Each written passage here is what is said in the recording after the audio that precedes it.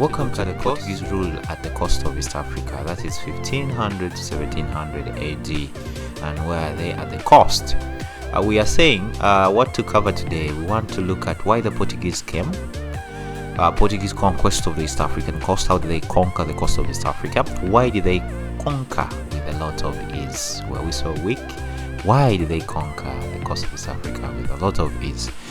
Problems faced by the Portuguese at the coast, effects of the Portuguese rule, Portuguese administration at the coast of East Africa, and then finally why they lost the control of East Africa. Welcome to our academic, and let's understand this history. Who were the Portuguese? Initially, before we go to this area, Portuguese are a group of people who come from a country known as Portugal. The southern, eastern, and Central Africa was not known to the Europeans in the 15th century. They used to use on-land trade routes across Asia for moving for spice trade in India. Later, the Ottoman Empire, as it grew stronger and expanded, it threatened these trade routes, forcing the Iberian Peninsula states to discover and try to search for new routes connecting to India in the spice trade. Remember, the spice trade was lucrative and was booming around the 15th century. So the Iberian Peninsula states composed of Spain, Portugal. We are seeing Portugal taking the route and led by its professional sea navigators. So we are saying, due to the invasion or the discovery of the caravel, that was a lightweight versatile vessel that they used to use to sail across the sea. This aided them to search and discover this sea route into crossing across the Atlantic and to Indian Ocean, connecting to Asia. So we are saying around this time, Portugal was powerful and became so rich because of the spice trade, and tapped into the slave trade that was around the Western Africa, as they were selling slaves to Europe and America. So around this time, the competition was just between Spain and Portugal, the Spanish Empire. This was okay for both of them because they had a treaty that they had signed, which was known as the Dorcelias Treaty, which actually gave regions of trade, where Portugal was responsible for the African and then the Asian side. Then the Spanish Empire or Spain was responsible for America. So this helped them to trade amicably around that time. So we see them moving and then discovering sea routes. So we are saying by 1498 Vasco da Gama reaches India and then participates in the spice trade around that time. So on his way to India, he discovers all these beautiful trading towns at the coast of East Africa, and that's why we see the Portuguese coming at the coast of East Africa. So this is what we are trying to talk about as the sea route. This is Lisbon, the capital of Portugal, where we see them moving from here, connecting to West Africa, where there was slave trade. This was important for them because by then slave trade was lucrative and it was booming around that age. So they were getting slaves from here and then taking them back to Europe, and then flowing and connecting to South Africa, which later goes and connects to East Africa, which we see right here, and then finally goes to Goa. Goa, that is now India, where we see them moving to India. So this is the sea route that they discovered. Initially, they used to use the land, but because of the busy and then the growth of the Ottoman Empire that threatened these land trade routes, they were forced to discover and search for another sea route to India.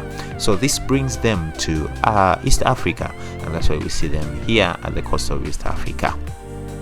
So why did they come to the coast of East Africa? Already we have seen that basically it was the sea route that helped them to discover the beauty of East Africa in search of the sea route connecting to India in the spice trade.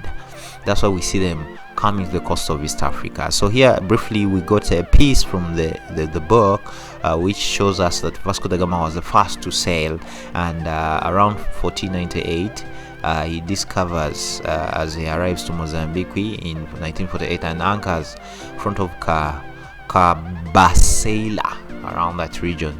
The little town was protected by a timber palisade measuring 1.9 meters high and facing the beach. So briefly, this tells us that around 1498 we see Vasco da Gama sailing around these regions and then connecting to India. So we are saying that Vasco da Gama discovered this region and then influenced other people to come and conquer and take over the coast of East Africa. So reasons for the coming of the Portuguese: number one, we believe and tend to see this, that most of why they are here is because of trade. As they were trying to trade the spice trade, they discovered the coast of East Africa. So the booming trade at the coast of East Africa also influenced them to come at the coast of East Africa. Next, we are saying to spread Christianity. Briefly, history tells us that Portuguese were Christian, so they had also that agenda of spreading Christianity across the coast of East Africa. Number next is looking for their king called John Presta. History tells us that they believe that their king got lost around this area, so they had come to search for him. That's one of the points that we discovered around this area. So in searching for them, they find themselves at the coast of East Africa. Next, we are saying to establish a large commercial empire, as we said earlier, because around the 15th century now, Portugal becomes so strong because of the spice trade. So they also wanted to take over the booming trade, the Indian Ocean trade at the coast of East Africa. So this also was a factor for them to take up and come and take up the coast of East Africa in order to expand and enlarge their commercial empire. We are saying also looking for a direct sea route. This area we saw it, we talked about it, that it forced them to move as they were moving in search of a new sea route to India, having had conflicts with the one on land, and due to the Ottoman growth and development of the Ottoman Empire, expansion of the Ottoman Empire threatened the European on-land routes to Asia for spice trade. So they were forced to discover and forced to search for other new sea routes, which prompted them to move southwards and then around Africa, hence forcing them to discover the coast of East Africa, which actually brought them there. Next, they were trying to find a way on how to revenge on the Muslims, which had actually caused them issues in Asia. So when they got them at the coast of East Africa, they had to take over this area and just them aware because of how they were treated when they were using the on-land trade routes in Asia. So this is one of the factors that history also tells us, that because of that issue, they were forced to come at the coast of East Africa, so that they take over the coast of East Africa and revenge against the Muslims or against the Arabs who had actually caused a little big challenge in Asia. Next is to attract, or they were attracted by the coastal wealth. By that time, the Indian Ocean trade had developed the coast of East Africa, and most of the coastal towns had grown, and indeed wealth was there, so they were forced to come and take over the wealth that was at the coast of East Africa. Number next, we are saying they were attracted by the fertile soil, being that these were farmers. That's another point that history tells us, that this also prompted them to come and take over the coast of East Africa. Another point is good natural harbors. At the coast of East Africa, as today, the harbors are deep, and they can allow the bigger vessels to come and dock. Remember, they had their caravel, lightweight, versatile vessel, which now the good harbors allowed it to dock, anchor near the coast of East Africa for on and offloading. This also attracted them to settle at the coast of East Africa and take over and conquer the coast of East Africa. They were attracted by the coastal climate, being that the coastal climate was also good, sunny throughout the year. So this also prompted them to come and settle at the coast of East Africa. We're also saying prevent they were trying to take over the coast of East Africa in order to prevent any other European powers from gaining access to the coast of East Africa. Remember, as we said earlier, that the Iberian Peninsula states, one of them being Portugal and Spain, in the 15th century had taken over what they call trade. They had taken over trade, and most of these European giants were now using on-land sea route. They had not yet started discovering and using sea route, so they had taken over all these areas before these other European countries started coming on board. So we are saying here they also wanted to do that in order to prevent any other European power from gaining access to the coast. So as they try to gain access, they're already there, and they would pay tributes and taxes to them. And that's what we're trying to say right there. So we want to understand the stages on how they conquered the coast from 1498, as we earlier say that Vasco da Gama, this is first time, or this the year that is recorded in different books that shows that around this year he was able and was successful having crossed around this region connecting to India. So we are saying even the conquest starts around 1498, the first visit of Vasco da Gama, having discovered and built and admired the coast of East Africa plus his trade. This is where now the conquest starts from. So we are saying, how did they conquer and what are the stages of this conquest from 1498 to 1510? So we are saying the Portuguese conquest of East Africa was not a single event. It took some time. It took over 10 years plus. And it was by force. It was not diplomacy. They never signed any agreement. Arabs never gave it in. And most of the towns, apart from Malindi, that just allowed them to come in and settle and cooperate with them. But the rest of the towns, the Mombasa, as we shall see, the Kira, were fighting them, and they never wanted them to take up their independence at the coast of East Africa. So we are saying, number one, we're seeking Manuela or Emmanuel, giving a go-ahead for them to come and take over, having had a comment or a suggestion from Vasco da Gama, having discovered the beautiful area around this area. By that's 1498, where Vasco da Gama carried out a thorough survey at the coast and returned to Portugal and made a report to King Manuela, or sometimes they call King Emmanuel, but Manuela I think is the right name there. And then we are saying in 100, Pedro Alvarez Cabra also makes an effort of trying to come and capture Sofara, but in vain, and he never succeeded around this area. At the time he left, and then also the Sultan of Sofara actually refused to pay tribute. So we are saying in 1502 again Vasco da Gama returns, and his second journey with a fleet of 19 ships, now ready to come and ready to conquer the coast of East Africa here now. So we are saying Vasco da Gama, he then captures Kira, where Sultan Ibrahim was forced to pay tribute to Portugal. However, when Vasco da Gama's fleet left for Goa, that is now India, I remember that's where their cardinal point of trade, that's the spice trade. So when they leave for Goma, the Sultan of Kira stopped paying tributes to Portugal. In other words, he stopped trying to acknowledge the influence and the power and the leadership of Vasco da Gama and Portugal as a country. And then by 1503, Raul Vasco Rameco definitely also tries to come up and brings in reinforcement, and was able to capture islands of Mafia, Zambia and Pemba, forcing them to pay tributes to Portugal. So earlier we are saying Kira, now we're also saying islands of Mafia, Zanzibar, Pemba were also taken up by Rua, Ravasco, Ramerico. We're saying also in 1504, Lopez Suarez unsuccessfully attacked Kira again. Remember, Kira was becoming stubborn now.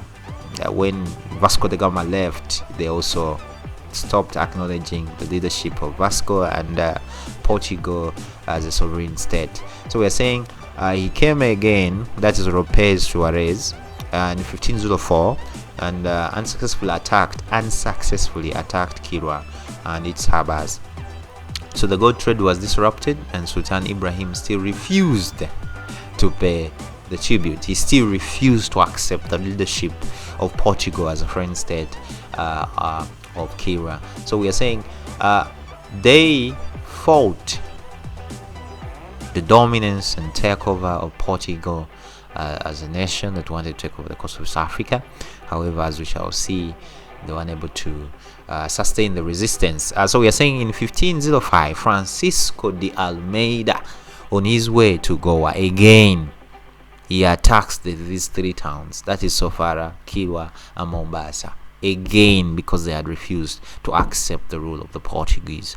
So in all these towns, Portuguese were trained soldiers who overpowered the coastal sultans. Remember, the coastal sultans had no standing weapon, had no standing army, and they were not trained enough to defend and resist the strong powers of Portuguese fleet and soldiers who were well trained around that time.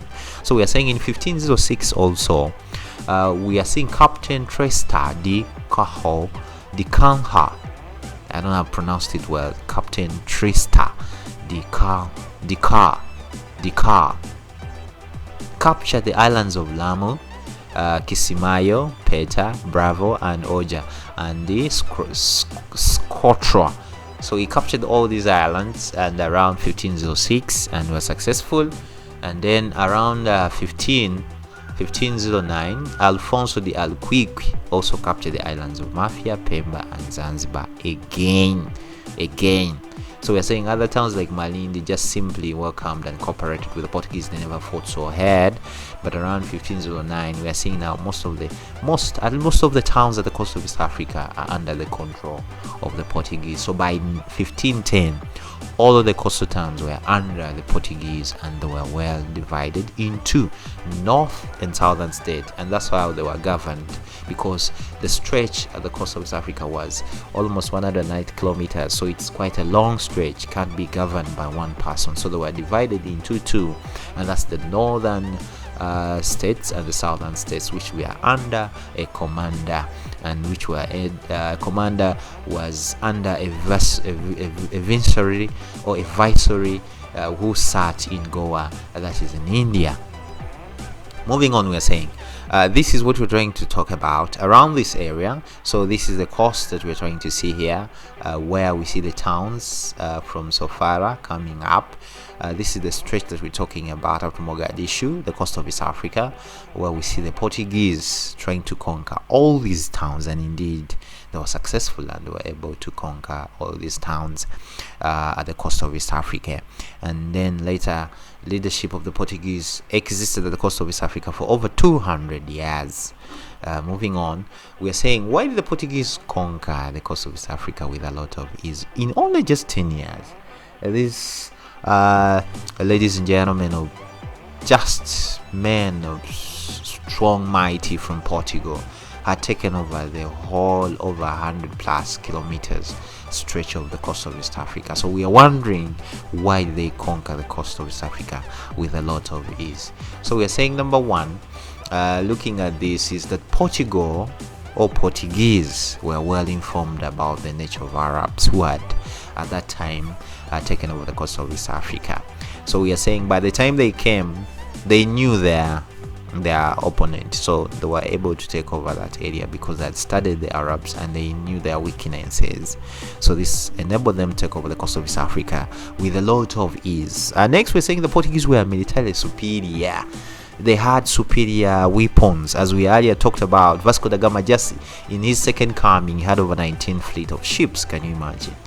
Just 19 fleet of ships with a number of soldiers, around 5,000 soldiers, compared to unprepared and no stable army at the coast of East Africa, and then the outdated guns at the coast of East Africa. So they had inferior weapons compared to the superior weapons of the Portuguese. And number three, we are saying the coastal people had inferior weapons. Earlier we have just explained that. So the inferior weapons could not defend and resist the mighty strong weapons of the Portuguese and the well-trained army. Number four, we are saying the coastal people were disunited. Most of them were just minding their business in terms of trade, and they were not a united front to resist the cost of to resist the Portuguese, because remember, these were all sovereign states. The Kilwa had its own sultan, Mombasa had its own sultan, Sofara had its own, Mogadishu, like that. So we are seeing no united stand against any resistance at the coast of East Africa by that time. So the disunity also caused a problem and gave a big chance to the Portuguese to take over the coast of East Africa. Number next, we're saying Portuguese had well-trained soldiers. Well-trained soldiers, earlier we have said, and compared to the unprepared and untrained people who were trying to defend the coast of East Africa. And the Portuguese were skilled in navy warfare. Remember, the good navigators, and fighting on water was not their problem. So they attacked the coast with a lot of ease. They had the tactics, and they were easy, and they easily took over the coast of South Africa because they had well-skilled navy warfare. So they knew how to fight on water. And then next, we're saying Portuguese soldiers were financially supported by their country. Remember, earlier we said that in the 15th century, Portugal and Spain were the biggest players in the spice trade in the Iberian Peninsula. So we are saying by that time Portugal had some money and was a rich country and was booming and was growing and was developing because of the spice trade. So the soldiers and the personalities, the Vasco da Gama, the Suarez, the Almeida, the Prince Henry the Navigator, all these personalities from Portugal were supported by their country. So money was there, and they used it well to conquer and take over the coast of East Africa. So we're saying also Portuguese always use surprise attacks. As you're trying to do your business as Arabs and Swahili people at the coast of East Africa trading, without any information that in the next minute you're going to be attacked by Portuguese from nowhere, you see them attacking, and then indeed this gave the Arabs and Swahili people no chance of preparing and fighting and resisting against the Portuguese. So that's why we see them being conquered easily. And then we are also saying Portuguese were very ruthless and brutal. If it meant that we were supposed to take over this route and take over this area, indeed that's what they did. They were serious, they were ruthless, they were brutal, they were merciless. If it meant that, and it was that, and indeed that's what they did. So there was no diplomacy, they were serious on that, and they were determined to take over the coast of East Africa. Also, we are saying coastal states had weak economies. They were just growing up. They didn't have monies to stand and support and finance this resistance against the Portuguese for so long. They were just starting up to grow, so their economies were weak, and they could not finance the resistance against the Portuguese compared to the rich nation by that time. Portugal was. So having participated in the spice trade, and they had some good money compared to the weak economies at the coast of East Africa, this gave them a higher chance against the poor economies of the coastal trade, the coastal towns, hence conquering them with a lot of ease. And then also we are saying some coastal states were already weakened by slave trade. Earlier, remember we talked about slave trade, which was most lucrative trade around the 15th century, and also the Portuguese participated in it a lot. So we are saying most of these states were weakened by slave trade. Most of the strong men who would fight and defend the coast were taken and sold off by different foreigners. So this also weakened the coastal states. Also, we are saying some Portuguese settlements were already some coastal settlements were already weakened by Seguju and Zimba. These are group of tribes in East Africa under history, which are known to have been a group of people who used to were cannibals, and they used to eat others. So this also weakened the people settlement around the coast of East Africa, and this caused a problem there. So we're also saying Africans were further weakened by famine and diseases, and then Portuguese were so determined to conquer the coast of East Africa, and these and many other factors explained why the Portuguese conquered the East African coast with a lot of ease. Why? So that answers the why. So we want to dive in and look at the problems faced by the Portuguese at the coast of East Africa. It was not easy. It wasn't easy. However much we're saying they easily conquered the coast of East Africa, but it wasn't easy during their stay and leadership and administration of the coast of East Africa. Problem number one, we are saying the coast was huge. It was big. Not to you was. It's still big, 400 kilometers plus. Managing all that area is not an easy task. For a few Portuguese officials were there, so this proved them, and it was quite a big challenge for them. Portuguese officials were very few to control such a bigger area. So this also caused a problem to them, and then Portuguese lacked enough skilled manpower to effectively administer the coast. Effectively, I'm not saying just mere staying there and you have taken over, but effective administration was also a challenge. And then Portuguese officials at the coast were very arrogant and inefficient.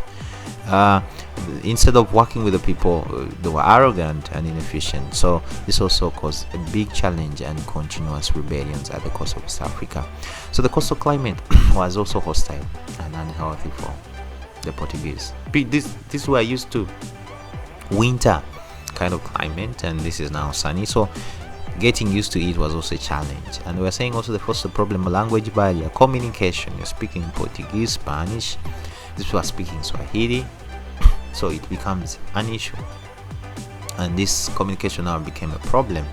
And also we are saying they lacked enough funds for effectively administer the coast of East Africa. Where much they were little financed, but money wasn't enough. They also faced the problem of taxi pirates. These are pirates who were coming from Turkey, and they used to attack the coastal towns, which caused the problem and instability at the coast of East Africa. Diseases also claimed most of their lives. They were now coming to the tropics, and they were not used to such diseases. Most of them were killed because of the diseases around this area. The distance was far away, so far from their country to the coast of East Africa, as we have seen, miles, kilometers. I'm telling you, it was far. So they could not easily connect with their country, home country, for support and for anything or reinforcement. It could take long to reach, and this caused a problem. The Portuguese officials at the coast were very arrogant. We have seen that. Portuguese were constantly attacked by Seduzi. We have seen those cannibals. And also Portuguese faced constant rebellions from the coastal people because of their behavior, arrogancy, and inefficient. So constant rebellions at the coast, where Arabs now were trying to fight them off and regain the states of the coast. Portuguese were Christian, yet most of the coastal people were Muslims, having got that influence of the Arab settlement earlier. So we are seeing now there was a religious crash here, a serious one. So you're forcing us to be Christian, but you found us as Muslims. So this was a big challenge. Having seen the problems, I want to look at the effects of the Portuguese rule at the coast of East Africa. How did they affect the coast of East Africa? What did they leave at the coast of East Africa? What did they do? What did they add on at the coast of East Africa? Number one, the Portuguese built Fort Jesus in Mombasa. That's 1593. Fort Jesus and many other forts, but the Fort Jesus is the one which is so much recognized because it still stands up today and acts as a tourist attraction. That's the first image that you saw on our thumbnail of this video. So we are saying the fort was constructed just for the purposes of defending their state and their stay at the coast of East Africa. And then Portuguese introduced new crops, for example, wheat at the coast of East Africa. We talk about guavas. People talk about rice. History tells us a number of crops, but we are yet to verify those crops. But they also introduced new crops at the coast of East Africa. And history tells us also they improved farming at the coast of East Africa through introducing the mulching system, the intercropping system, and also adding manure into the land. So we're also saying such helped in improving farming at the coast of East Africa. Then Portuguese introduced new items at the coast. Different items they came with: clothing, spices, and then also they added on to the guns. They added on to the system of constructing of ships. The caravel kind of ship or door that I talked about, which was lightweight and versatile vessel. And then we're also saying Portuguese improved on the Swahili. They got to learn the Swahili language and they added in new words like mesa, pesa. These are words which were added in by karata. These are words which were added in by the Portuguese. That's what history tells us. And then they provided strong links between East Africa and India, because remember, the reason why we see them at the coast of East Africa, because they were in a search of a sea route to where? To India. So they connected East African coast to India during their spice trade, and that's why we see most of the Indians coming around that time, the coast of East Africa, because of these links. Then Portuguese introduced Christianity at the coast of East Africa, having said or seen earlier that these were Christian, and they tried to set up Christian churches at the coast of East Africa, and also tried to spread Christianity at the coast of East Africa. So this was a great effect at that time. And then Portuguese led to the decline of Indian Ocean trade. Why and how? Indeed, their stay at the coast of East Africa killed the Indian Ocean trade. Why and how? Because of their arrogancy, their maladministration, and then their brutality and ruthlessness. This didn't work well with the inhabitants of the coast of East Africa, the Swahili, the Arabs, and the Africans at the coast of East Africa. They never cooperated with the Portuguese so well in developing the coast of East Africa. The Portuguese interest was merely taxing these people and getting tributes for their country. They had no issues or serious vision in trying to see that they develop the coast of East Africa. So this explains why we see a collapse or a decline in the Indian Ocean trade, because of the coming of the Portuguese. So we're also saying Portuguese were always at war with the coastal towns. Remember, the coastal towns are also fighting to regain their independence, and this is now Mombasa as an example. Kilwa was there, Sofara was there, Mogadishu was there. They were fighting to regain their independence because they were enjoying their early days without the Portuguese, and the business was moving on well. So we're also saying Portuguese rule resulted into widespread of poverty, having caused a decline in the Indian Ocean trade. Poverty definitely came in, because that was their source of livelihood. Trade was their source of livelihood. Now you have come in, you have disorganized it.